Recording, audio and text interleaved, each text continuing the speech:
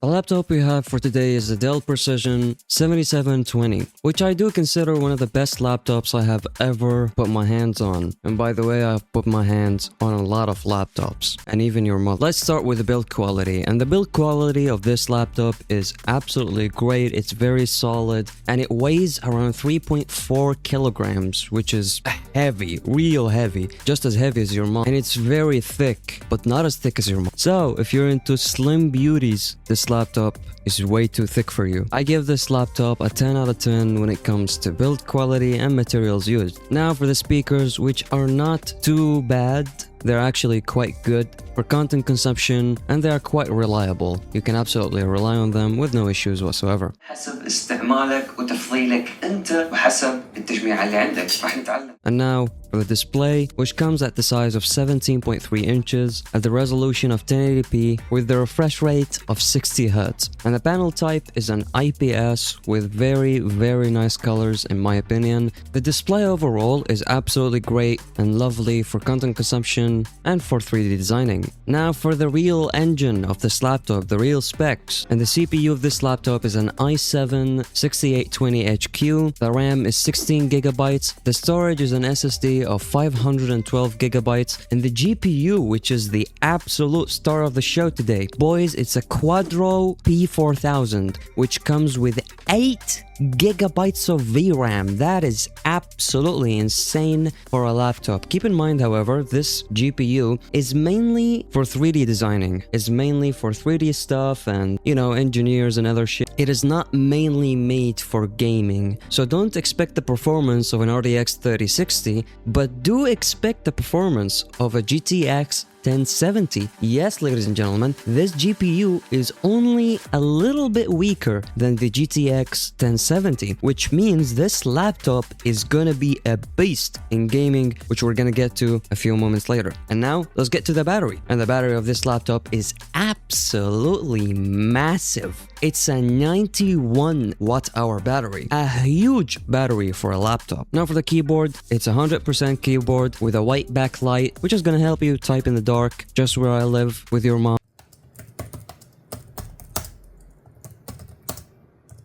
Now for the ports of this laptop. On the right, we have 3 USB Type-A and a headphone jack. On the left, we got a Type-C Thunderbolt and an HDMI and a mini display port and 1 USB Type-A. In the back, we got the charging port and an Ethernet port. The charger, which is an absolute unit as well, which comes at 240 watts. And it's even bigger than my hand, and my hands are average. Or at least that's what she tells me. Another thing that I got really lucky with is the fact that I did not have to change the thermal paste, because changing the thermal paste of this laptop is a fucking nightmare. You're gonna suffer if you want to change the thermal paste of this laptop. You have to disassemble the entire thing just to get to the cooling, and then you can finally change the thermal paste. So luckily my temps were fine and I did not have to change the thermal paste. I was very lucky with that. And now let's get to the benchmarks. We're gonna play some games, and the first game we got for today is Alan Wake 2. We put the settings to low, and by the way, I'm playing on 1080p with FSR quality. On medium settings, we were getting around 33 FPS. The temps are great. Take a look at the GPU temps. It's working at 100% utilization, and yet the temps did not cross 60 degrees. So when it comes to temps, this laptop is absolutely great. We lowered the settings to low to see if I can get some more frames. We got almost to 40 FPS, so I'd say the experience in Alan Wake 2 is good enough, more than playable, considering how heavy Alan Wake 2 is and considering the fact that this laptop is quite cheap for what it's capable of. The next game we have for today is Counter-Strike 2. We put all the settings to as low as possible, except for the FSR, I disabled it, and we're getting a real nice 50 frames per second, 60 sometimes, but it's not really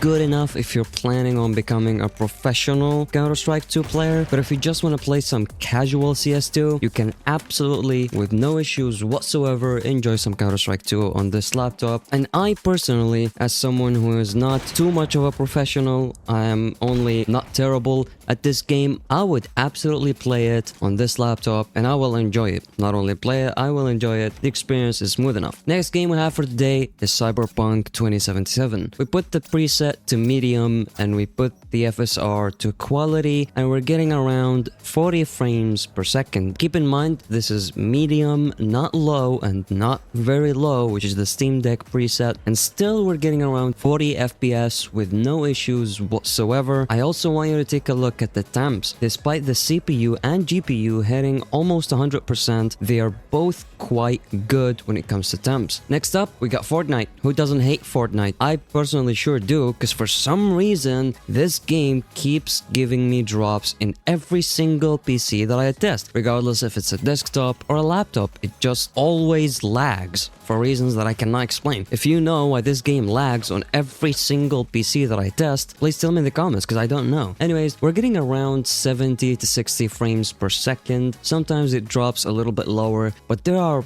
insane drops in the 1% lows. Sadly, I didn't show them. Anyways, the experience is more than acceptable in Fortnite. Next up, we got Forza Horizon 5. We put the resolution to 1080 and the settings to medium with high shadow quality. And we're getting around 42 to 50 frames per second. I wouldn't say it's the greatest experience. Personally, I do prefer higher refresh rates when playing car games, but keep in mind, this laptop's display is only 60 Hz, and also you're not really gonna need more frames for Forza. Next up, we got Ghost of Tsushima. We put the settings to low, except for the textures, we put it to high, since we have a lot of VRAM, 8GB of VRAM, and we're getting around 40 frames per second. The RAM usage is wild, we're using 10GB. The CPU is at a nice 70 degrees, the GPU is at a nice 62 degrees. I love the cooling of this laptop, and by the way, a small note for you guys, I did not hear the fans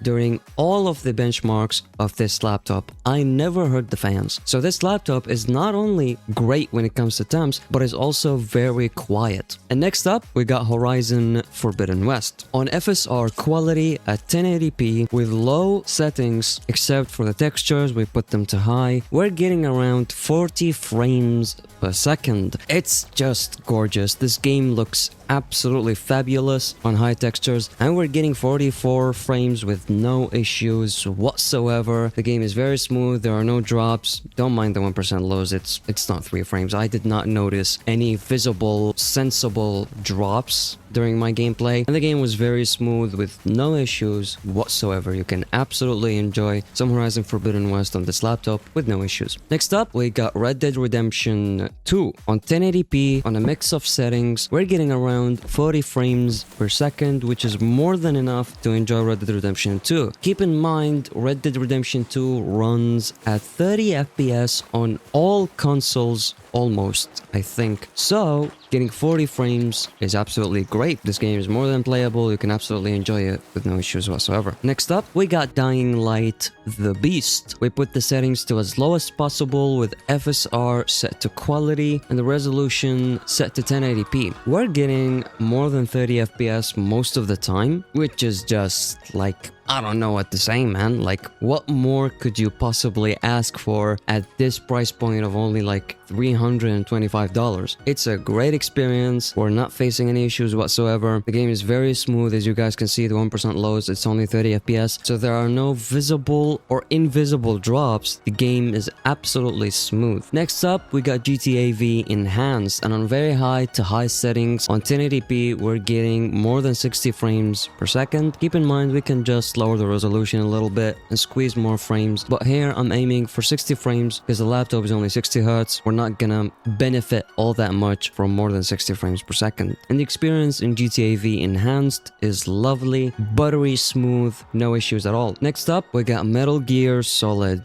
delta. We're only getting around 25 frames per second. I wouldn't say it's a great experience, but keep in mind, this game is horrible when it comes to optimization. And so getting almost 30 FPS on this game, in my book, is a win, not a loss, because that game sucks when it comes to optimization. And next up, we got Minecraft. Who doesn't love Minecraft? We all love it. Anyways, we're getting more than 100 FPS. Don't worry, if you're buying this laptop or any similar specs to this laptop, you're gonna absolutely enjoy some Minecraft with no issues whatsoever. And next up, we got Stalker 2. On low settings, on FSR quality, on 1080p, we're getting 20 frames, barely by the way. And again, this game is horrible when it comes to optimization. It's not the laptop's fault, it's absolutely 1000% the game's fault. This game is awful, this game is very poorly optimized, and also something to keep in mind, we're being mostly CPU bottlenecked and not GPU bottlenecked in this game, despite the CPU having 4 cores and 8 threads, and it boosts up all the way to 3.6 gigahertz. It's just not enough for this horrible game for some reason. I don't understand. This game sucks. Next up, we got Silent Hill 2 Remake. We're getting around 30 FPS on FSR quality on the lowest settings possible. And let me remind you of the temps. As you guys can see, we're not even reaching 70 degrees Celsius. It's lovely. It's so nice. I don't know what to say. Next up, we got The Last of Us Part 2 Remastered, and we're getting around 45 frames per second on the lowest possible settings, with FSR set to quality and the resolution set to 1080p. I wouldn't say it's the best experience ever, but it's more than playable. You can absolutely enjoy it with no issues whatsoever. And so, let's summarize this video, and let me tell you what I think about this laptop. I give this laptop a 10 out of 10 with absolute ease, because this laptop is only $325. There is no other gaming or non-gaming laptop that I personally saw in the Iraqi market that gives you